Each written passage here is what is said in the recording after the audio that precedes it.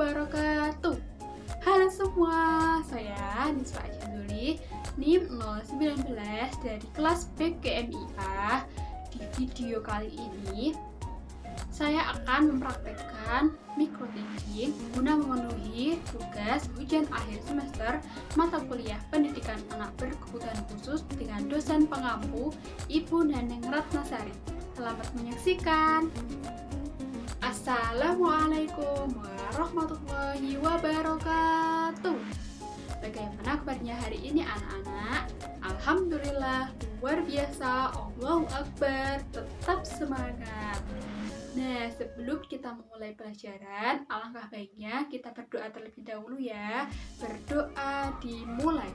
A'udzubillahi minasyaitonirrajim. Bismillahirrahmanirrahim. Raditu billahi robba wa bil islami dina wa bi muhammadin nabiyya wa rasula rabbi zidni ilma warzuqni fahma amin. Nah, pada kesempatan pagi kali ini kita akan belajar tentang anak berkebutuhan khusus tunanetra dan anak berkebutuhan khusus tunarungu. Apa sih yang dimaksud dengan anak berkebutuhan khusus tunanetra dan anak berkebutuhan khusus tunarungu? Sebelumnya ibu mau tanya nih, anak-anak pernah nggak lihat orang yang berjalan menggunakan tongkat ataupun orang yang berbicara menggunakan bahasa isyarat atau menggunakan alat bantu dengar? Pernah tidak? Itu semua adalah orang atau anak yang mengalami gangguan penglihatan dan gangguan pendengaran atau yang biasa disebut dengan anak tunanetra atau anak tunarungu. Oke, Bu Guru akan menjelaskan materi yang pertama, yaitu anak berkebutuhan khusus tunanetra. Apa sih yang dimaksud dengan tunanetra? Tunanetra berasal dari dua kata, yaitu tuna yang berarti kecacatan atau kekurangan dan netra yang berarti mata atau penglihatan. Jadi, tunanetra adalah keadaan individu yang indera penglihatannya tidak dapat digunakan untuk menerima informasi dalam kehidupan sehari-hari. Nah, tunanetra ini terbagi menjadi dua jenis, yaitu buta total atau tidak dapat melihat sama sekali. Yang kedua, low vision, dapat melihat tetapi terbatas atau dapat melihat dan masih ada cahaya yang bisa terlihat.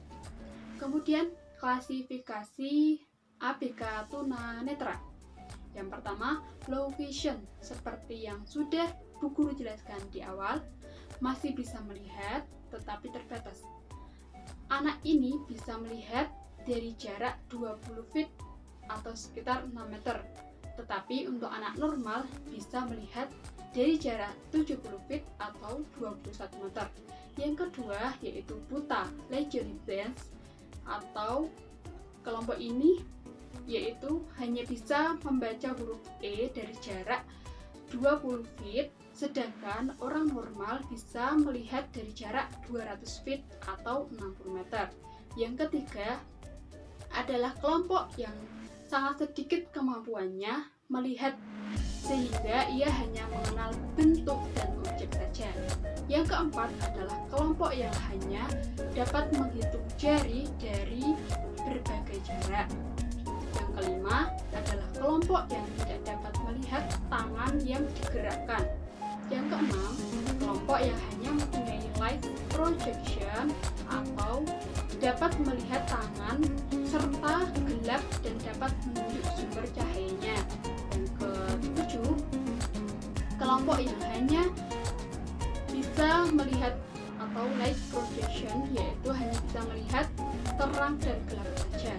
Kemudian yang terakhir, kelompok yang tidak mempunyai persepsi cahaya atau no light perception, atau bisa dikatakan buta total, seperti penjelasan di awal tadi, legally blind, buta total. Nah, anak-anak tahu nggak penyebab dari ketunanetraan?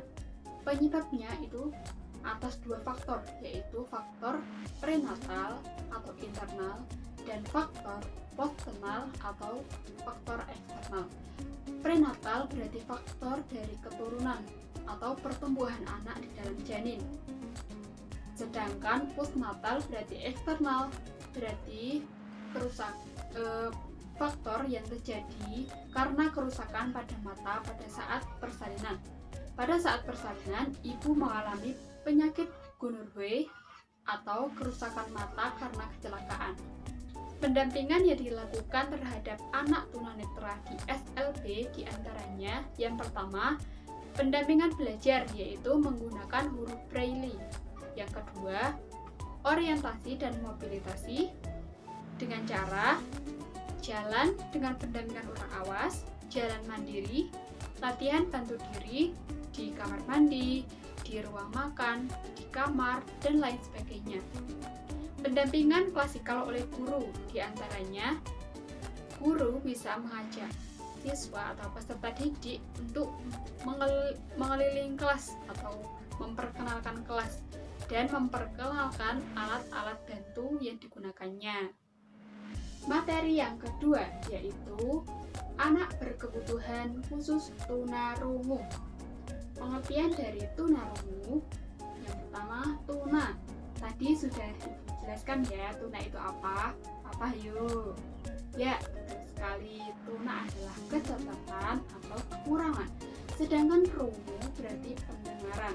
Jadi, tunarungu merupakan anak yang mempunyai gangguan pendengaran sehingga tidak mampu mendengar bunyi dengan sempurna atau bahkan tidak bisa mendengar bunyi-bunyian sama sekali. Tunarungu adalah kondisi di mana individu tidak mampu mendengar dan hal ini tampak dalam bicara atau bunyi-bunyian yang baik dalam derajat frekuensi maupun intensitas. Klasifikasi dari ketunarunguan ada 5. Yang pertama adalah kelompok yang kehilangan 15-30 dB atau ketunarunguan normal. Yang kedua, kelompok yang kehilangan 31-60 dB atau ketunarunguan sedang. Yang ketiga adalah kelompok yang kehilangan 61-90 dB atau ketunarunguan berat. Yang keempat, kelompok yang kehilangan 91-120 dB atau ketunarunguan sangat berat. Dan yang terakhir adalah kelompok yang kehilangan lebih dari 120 dB atau ketunarunguan total. Dalam klasifikasi ABK tunarungu juga terdapat berdasarkan sifat terjadinya, berdasarkan tempat kerusakannya, dan berdasarkan taraf penguasaan bahasa. Kita bahas satu persatu ya. Yang pertama, berdasarkan sifat terjadinya itu karena ketunarunguan bawaan. Jadi ketunarunguan itu sudah diidapnya atau dialaminya sebelum lahir. Kemudian ketunarunguan setelah lahir. Ketunarunguan tersebut diidapnya atau dialaminya setelah lahir dikarenakan oleh suatu penyakit atau kecelakaan. Yang kedua, berdasarkan tempat kerusakannya, yaitu ada kerusakan pada bagian telinga luar dan tengah sehingga menghambat bunyi-bunyian yang akan masuk ke dalam telinga. Ini disebut dengan tuli konduktif. Kemudian, kerusakan pada telinga bagian dalam sehingga tidak dapat mendengar bunyi atau suara disebut dengan tuli sensoris. Kemudian yang ketiga, yaitu berdasarkan taraf penguasaan bahasa, yaitu ada tuli prabahasa, yaitu anak tersebut mengalami ketulian sebelum diajarkannya atau sebelum anak tersebut mengenal bahasa. Kemudian tuli purna bahasa, yaitu mereka atau anak yang menjadi tuli setelah mereka mengetahui atau mempelajari suatu bahasa. Selanjutnya ada faktor penyebab tunarungu. faktor penyebab tunarungu itu ada dua, yaitu faktor genetik, yaitu faktor yang muncul pada saat proses pembentukan janin. Penyebabnya ditularkan oleh orang tua kepada anaknya melalui gen-gen resesif, yang berarti salah satu atau kedua orang tua tersebut mengalami gangguan pendengaran. Yang kedua yaitu faktor lingkungan, faktor yang muncul pada saat anak setelah lahir. Faktor lingkungan menurut penyebab peristiwa adalah diantaranya ada lahir prematur, tertular virus radang selaput otak, ketidaksamaan RH darah, dan radang telinga tengah. Kemudian, pendidikan untuk anak tunarungu. Yang pertama, pendampingan belajar, yaitu bisa menggunakan bahasa isyarat SLBP khusus untuk penyandang tunarungu. Pelayanan pembelajaran yang bisa dilakukan diantaranya adalah guru harus banyak bahan atau informasi yang bersifat visual seperti foto, video, dan lain sebagainya. Kemudian guru jangan memalingkan wajah dari siswa tunarungu ketika sedang berbicara. Yang ketiga, hindari ucapan terlalu cepat dan kalimat kompleks. Yang keempat, guru dianjurkan untuk menggunakan metode demonstrasi, peraga, dan praktik. Dan yang terakhir, guru dianjurkan untuk menggunakan multimedia yang bisa memudahkan anak tunarungu untuk belajar seperti anak-anak pada umumnya. Nah, itu tadi penjelasan materi tentang ABK tunanetra dan tunarungu. Baik, apakah dari anak-anak semua ada yang mau ditanyakan? Mbak Lala, Mbak Kaila?